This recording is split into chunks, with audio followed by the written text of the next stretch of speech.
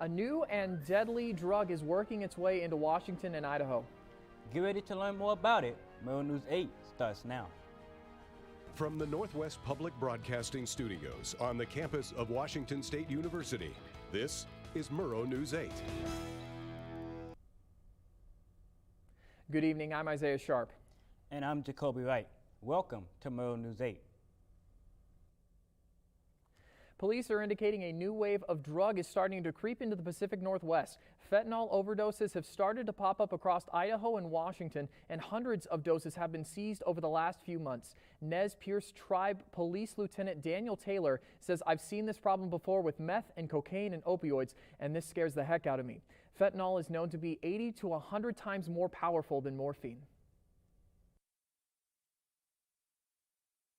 Washington State University employees and 95% of students are vaccinated against COVID-19.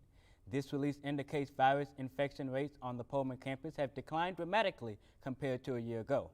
For the week ending October 6, WSU Pullman had 8 active cases among students, faculty, and staff.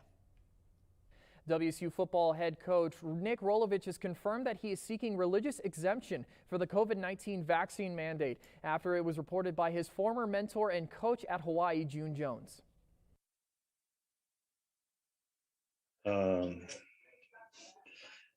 Well, I'll confirm that. Not terribly happy with the way it happened. While players do support Rolovich's decision, he still has to face another hurdle in getting the exemption application approved. The Washington State University Office of Academic Engagement will hold help sessions in person and on Zoom for all students across the WSU system seeking to file for federal and state forms for student financial aid. The sessions will be held October 13th and 14th from 3 to 5 p.m. and the event will take place in the Commons Building, room 210, and students can register now by following the link on your screen. Today is Indigenous People Day, and students across campus are celebrating. Murrow News 8 reporter Sydney Gardner is at the Elson S. Floyd Cultural Center. Sydney, tell us a little bit more about what's happening today. Hi guys, it's been a busy day on campus to celebrate Indigenous Peoples Day.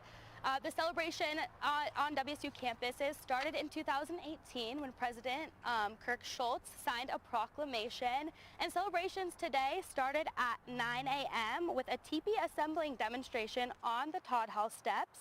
There was a performance by a drum group at 10 a.m. and students from the Native American Student Center set up a table where people could play Indigenous trivia and discuss and remember Native American history. A luncheon here at the Elson S. Floyd Cultural Center with keynote speaker Kimberly Blaser took place at noon. If you missed that, you can catch the speech on the Women's Center website.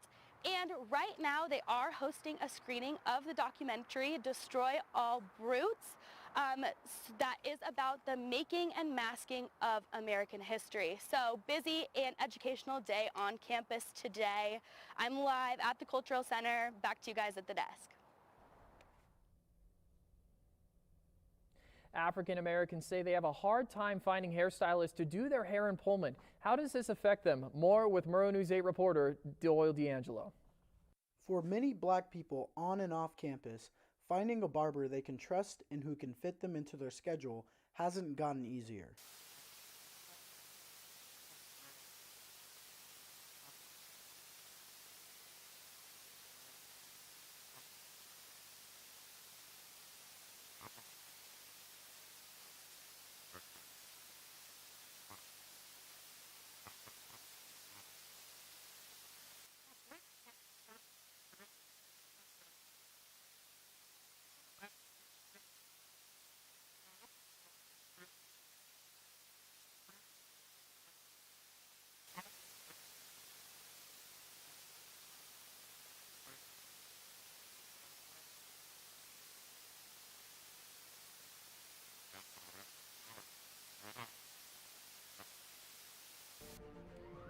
Jacoby, it seems to just be getting colder and colder outside. That's right, Isaiah. Dakota Cruz will be filling us in on the weather to come, and we'll be talking about the 5th Annual Research Week. along with the new Whitman County Courthouse renovation. We'll be right back. It's like no matter where you look, the state of the world's getting worse. Oceans full of plastic, an endless amount of waste, an impossible task ahead of fixing our beloved planet. But change can't happen if you do nothing. So here's where you should start. Reduce. Why? Because Americans produce more than 200 million tons of waste every year, and you don't want to add to that. Reuse. Why? Because reusing and repurposing cuts back on unnecessary waste, and it gives things a chance at new life. Recycle. Why? Because recycling creates jobs. It helps our community and it helps our planet. And after doing all this, what will we be left with? We'll be left with a planet that will slowly start to heal. The WSU Office of Research is hosting its 5th annual Research Week, which started today and will run through Friday evening. There will be funding competitions, featured lectures, and an award ceremony. Today's events have already happened, though, but tomorrow things will kick off with a multidisciplinary team planning grant competition and will finish with an undergraduate research competition at 3 p.m. The Whitman County Courthouse begins its $9.2 million renovation today. The project includes new elevators as well as heating, ventilating, and air conditioning. Commissioner Tom Handy said in an interview, any building at that age needs some updating. The courthouse was originally built in 1944. WSU is offering a new course that helps students prepare for remote work. The program is aimed to get rural residents, equipped to work in a post-pandemic economy. Students will learn about time management, project management tools, and gain familiarity with online communication. The Remote Work Professional Certificate is a 30-hour online course that will prepare participants for effective remote work. It's just been getting colder and colder recently. Dakota, is there any chance we might warm up just a bit this week? Well, Isaiah, just like Frank Sinatra once said, it's getting cold outside. As we take a look in today's forecast, we'll notice that we have a high of 52 and a low of 28, but because of that 10-mile-per-hour wind chill, it's feeling a little bit colder today. If we go on to tomorrow's newscast weather, this trend is going to continue a little bit more. We see that we have a high of 52 and a low of 27. That sunset is going to be setting at 6:06 p.m. tomorrow. So same as today, it's going to get a little bit darker as the day goes on. If we take a look into our state map, starting off on the west side of Washington in Seattle and Olympia, you will notice that it was a little bit cloudier today, but there was some sun that was peeking out. They have relatively similar temperatures in the low 50s, and for the lows, they have the lows in about the 40s and the mid-30s. If we look over to central Washington, you will notice that both Yakima and the Tri-Cities are just a little bit warmer, but it is still getting very cold outside. As you can see, they have temperatures in the high 50s, the low 60s, and their lows of today are 36 and 30. If we look over to Spokane and Pullman, you will notice that same idea here. It's about 55 degrees in Spokane, 52 degrees in Pullman, and they have the exact same lows at 28 degrees. And just overall, Washington, it's becoming that new Washington fall weather. So now just expect to use a lot of jackets when you go out today because it's getting cold. If we look into the 5-day forecast, I'm going to step off so you guys can take a look. Today and tomorrow, we will have sun, but it's going to be, like I said, cold. And on Wednesday, we have a 40% chance of rain. So if you go out to class or go out to do something, please grab a rain jacket because it will be raining. And then for the rest of the weekend, it's going to be sunny, but like I said, it's going to be mostly cloudy. If you step out, you definitely will need to grab a jacket on the way. And yeah, that is all I have for weather today. Back to you guys at the desk. Thanks for that update, Dakota. It was quite the performance from the Cougs during WSU's homecoming game against Oregon State. Cameron Baber will be telling us more about it, along with some other Cougar sports updates right after the break. 1 in 3 adults has pre-diabetes. 1 in 3. That means it could be you, your favorite brother, your other brother, you, your football buddy, your football buddy, you, the boss's boss. If 1 in 3 adults has pre-diabetes, that means it could be you, your barber, Your barber's barber. Nice work. Thanks. You. Your plumber. Breathe right into your foot. Your plumber's masseuse. Yes. You. Your dog walker. On your left. Your cat jogger. Or you. Your co-pilot. Your co-pilot's co-pilot. While 1 in 3 adults has prediabetes, with early diagnosis, prediabetes can be reversed. Take the risk test at doihaveprediabetes.org to know where you stand. Good afternoon, everyone. I'm Cameron Baber with your sports. This past weekend was the homecoming football game where the Cougs really showed out for all the alum that visited Pullman. The Cougs were in a tightly contested battle with OSU for the majority of this game, but Jaden Delora was able to lead the offensive to victory in the end, 31-24. The Cougs will look to keep this momentum going against Stanford.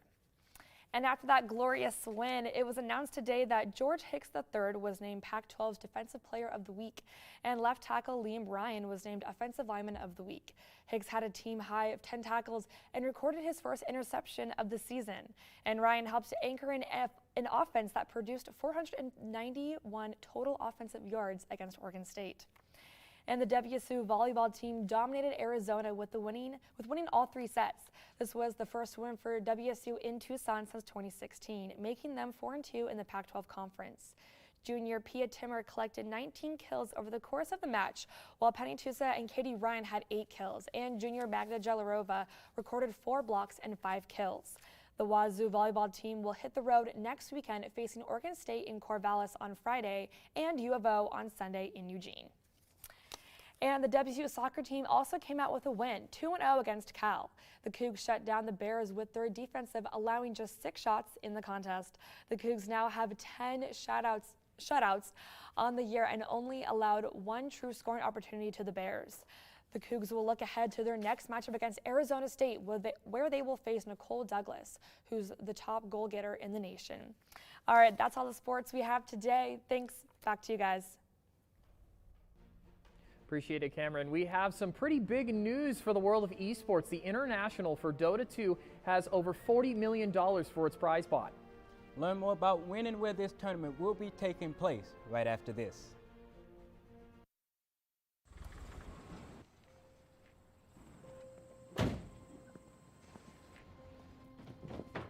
Dad, they took over my bedroom. Come on, come on.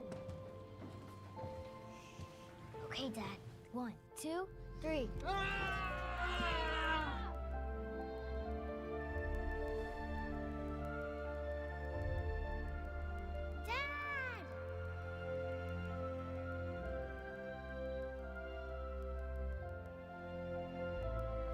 You saved me. Dad? Are you okay? I'm fine, dear.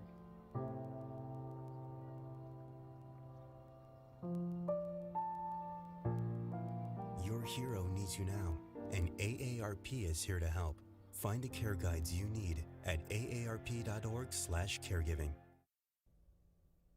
The International for Dota 2 starts tomorrow. The initial prize pool for the TI-10 was $1.6 million, but with the help of the Dota 2 community, they have made over $40 million for the tournament. Team OG, the back-to-back winners of TI-8 and TI-9, are looking to win the Aegis of Champions for the 3rd time in a row. Well, thank you so much for watching. If you missed anything in this or any of our previous newscasts, you can always catch us on our YouTube channel. More news can be found at northwestpublicbroadcasting.org/MurrowNews8, and you can follow us on Facebook and Twitter. Have a beautiful night.